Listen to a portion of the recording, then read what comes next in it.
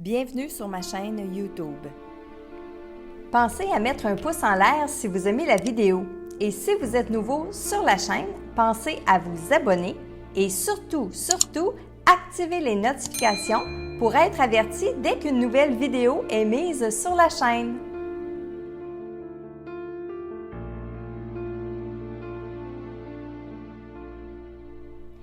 Salut Internet, bienvenue aujourd'hui dans votre message de l'au-delà, message que je canalise avec un grand plaisir de vos défunts.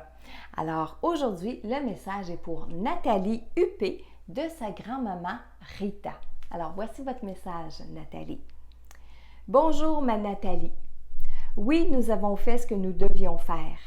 Tout va très bien, ne t'inquiète pas. Tu es belle, rire.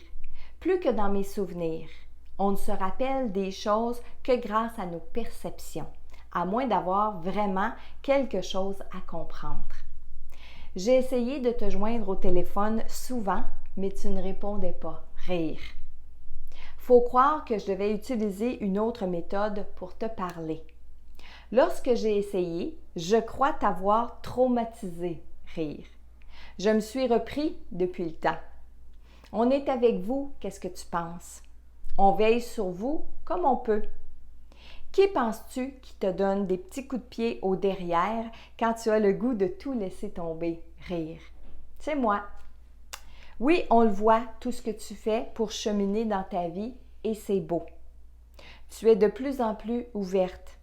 En attendant que les autres puissent le faire, je suis avec toi. Et si tu as besoin d'aide, je peux être là pour toi, tu n'as qu'à le demander. Alors, voilà Nathalie, votre message. Et si vous me permettez, je vais revenir sur certaines phrases, sur certains passages que votre grand-maman vous a donnés parce que lorsque je canalise, j'écris le message dans un premier temps avant de faire la vidéo. Mais il y a beaucoup de choses qui rentrent en ligne de compte. Il y a des images, il y a des ressentis, il y a des émotions. Et lorsque je reviens sur certains passages, bien, ça me permet justement de vous rajouter des détails. Alors, au tout début, elle dit « Oui, nous avons fait ce que nous devions faire. Tout va très bien, ne t'inquiète pas. » Ici, je sais qu'elle voulait parler de d'autres personnes qui sont décédées autour de vous, des gens qui sont décédés dans votre famille. Eh bien, grand-maman veut vous dire que leur cheminement se fait très bien de l'autre côté et qu'ils avancent, tout va très bien. Dormez sur vos deux oreilles. Le deuxième paragraphe. Lorsqu'elle dit « On ne se rappelle des choses que grâce à nos perceptions », eh bien, c'est que lorsqu'on est décédé, qu'on redevient une âme de l'autre côté, on se rappelle de nos souvenirs sur Terre de la même façon que lorsqu'on est vivant.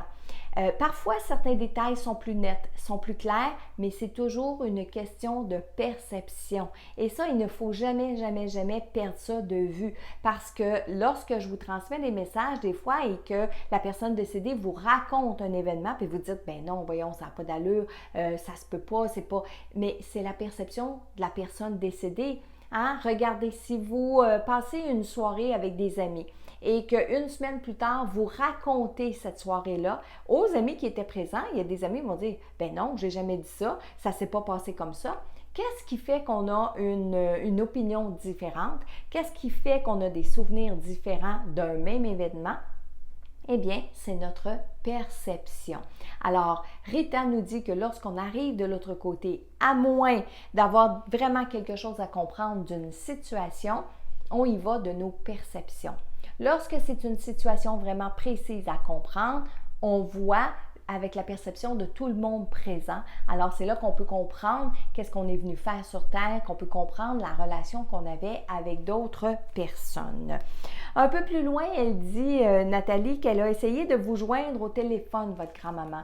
Et je sais que votre grand-maman, elle est décédée en 1992, donc à cette époque-là, on travaillait encore avec les téléphones physiques, les téléphones au mur. On n'avait pas vraiment de cellulaire. En fait, c'est pas tout le monde qui avait des cellulaires. Donc, grand-maman, oui, elle a essayé d'utiliser le téléphone pour communiquer avec vous parce que c'est dans sa perception, parce que c'est un moyen de communication. Alors, le téléphone, ça se peut qu'elle l'ait utilisé à travers vos rêves comme un symbole, mais ça se peut qu'elle ait eu une influence, une interaction avec un vrai téléphone sur Terre, donc qui, à cause de ces vibrations, à cause de ces énergies, peut-être que vous avez entendu un téléphone sonner, peut-être que le téléphone sonnait puis il n'y avait personne au bout de la ligne, ça se peut. Mais là, on va reculer loin dans le temps parce que c'est au tout début de son décès.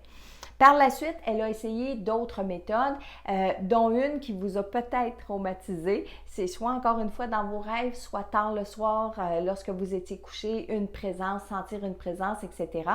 Et au début, elle ne comprenait pas pourquoi ça vous faisait peur. Donc, elle n'aimait pas ça mais elle ne voulait pas vous faire peur. Mais dans la réalité, comment on réagit par rapport aux personnes qui sont décédées au tout début, quand on ne connaît pas trop ça et on n'a pas d'expérience, eh bien oui, on peut sursauter puis on peut en avoir peur. Et elle dit que maintenant, elle s'est reprise depuis le temps, elle vous parle de d'autres façons.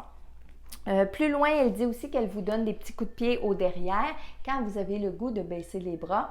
Ça veut dire qu'elle utilise de l'énergie et elle vous envoie de l'énergie pour vous aider à continuer. Et à la toute fin, elle dit que si vous avez besoin d'aide, en attendant que les autres membres de la famille prennent de l'expérience, prennent toute leur énergie pour venir vous donner des messages ou venir vous faire des signes, eh bien que vous pouvez lui demander son aide. Alors voilà ma chère Nathalie et aujourd'hui, eh bien le premier message était pour Nathalie Huppé de sa grand-maman Rita. Alors voilà pour le premier message. Maintenant, je vais aller canaliser un autre défunt, cette fois en direct pour le deuxième message. J'ai des gens qui se bousculent aujourd'hui. J'ai beaucoup de gens qui voudraient parler. On va se mettre focus sur une personne, c'est un grand-papa. C'est un grand-papa, Émile, un grand-papa qui s'appelle Émile. Oui, un grand-papa, Émile, et qui a une grande famille. Il me dit qu'il y a une grande famille qui vivent en campagne, encore en campagne, et que sur une terre, et que aussi la famille est encore sur cette terre-là. Le contexte familial est encore sur cette terre-là. Sa femme qui est toujours vivante, il veut s'adresser aussi à elle, mais surtout à ses petits-enfants, ses arrière-petits-enfants. Il rit, il dit que ça fait beaucoup de monde à la messe. Il dit qu'il y a longtemps qu'il est venu vous parler, il y a longtemps qu'il s'est adressé à vous de cette façon-là, de cette forme-là. Effectivement, ça semble être une personne qui est décédée depuis de nombreuses années. Il est content de pouvoir communiquer aujourd'hui, surtout à sa femme. Donc oui, il y a toute la famille à qui il veut parler, mais focusser sur sa femme. Dernièrement, elle a traversé un problème de santé. Et lorsqu'elle a traversé un problème de santé, il est tout heureux de dire « elle m'a vu » parce que cette femme-là, pendant son problème de santé, peut-être qu'elle a été dans le coma, peut-être qu'elle a été sous anesthésie, peut-être qu'elle a fait une expérience de mort imminente. En fait, bref, Émile est tout content parce que temporairement, pendant un court laps de temps, ils se sont vus. Et lui, il est tout content et il a hâte que sa femme finisse sa mission terrestre pour aller le rejoindre, mais vous dire à quel point en ce moment il est excité, il est énervé de dire qu'on se retrouve, que oui, même si c'est de façon temporaire, que ça l'a compté pour lui, que c'est arrivé pour de vrai. Parce qu'aujourd'hui, sa femme doute. Hein? Est-ce que c'est arrivé pour vrai? Est-ce que j'ai rêvé? Est-ce que j'ai halluciné? Il dit aussi qu'elle n'ose pas en parler autour d'elle alors que lui voudrait qu'elle en parle. Pourquoi? Eh bien, pour prévenir les autres que oui, on peut se voir, que oui, on va se retrouver. Il est content de voir aussi que sa famille prend soin de leur mère, prend soin de sa femme. Il y a dans ses mains en ce moment, Émile, il y a dans ses mains plein de fleurs. Il dit que sa femme, elle aime les fleurs et qu'aujourd'hui, il lui en apporte plein.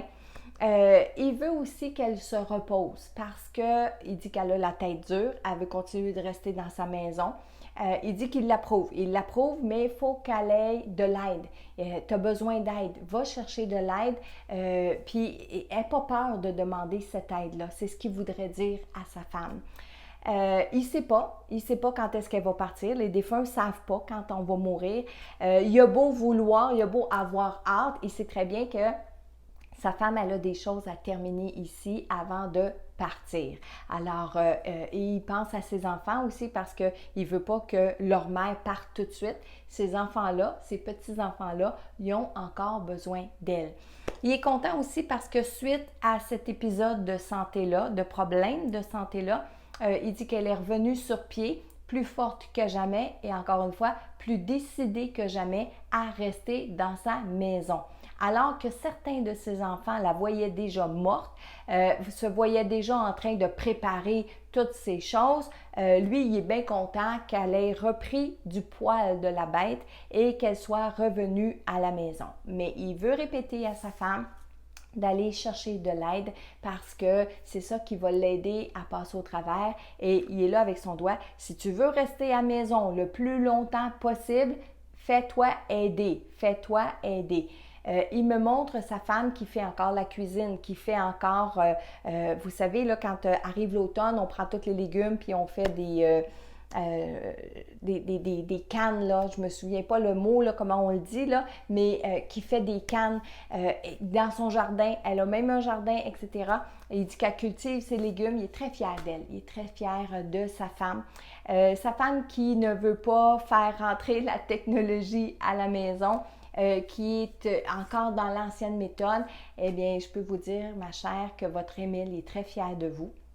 Il est très présent avec vous, il veille sur vous et que non, je répète encore une fois, vous n'avez pas halluciné, vous n'avez pas inventé ça temporairement, vous avez réellement revu votre cher Émile et j'espère qu'aujourd'hui, ça vous donne la force de continuer à terminer justement votre mission sur Terre pour ensuite aller le rejoindre. En tout cas, il vous attend et il a bien hâte de vous voir. Vous, maintenant c'est moi qui vous dis, prenez votre temps, faites ce que vous avez à faire, profitez de vos enfants, petits-enfants et arrière-petits-enfants et profitez aussi de votre maison.